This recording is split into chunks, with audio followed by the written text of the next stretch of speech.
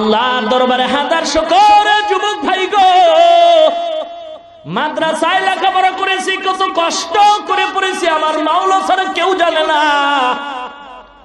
ইলমে দ্বীন শিখে আসলাম রে বাবা, কোনো চাকরি নাই, কোনো সার্টিফিকেট নাই, কওমিয়া মাদ্রাসায় লেখাপড়া করলাম। এমন এক মাদ্রাসা যে মাদ্রাসায় পড়লে কোনো চাকরি পাওয়া যায় না, সার্টিফিকেট পাওয়া যায় না, এমন এক কওমিয়া মাদ্রাসায় পড়ে আসছি রে বাবা। আল্লাহ সম্মান কমান নাই, এত সম্মান দান করেছেন টুপি আর দাড়ির কারণে রে বাবা।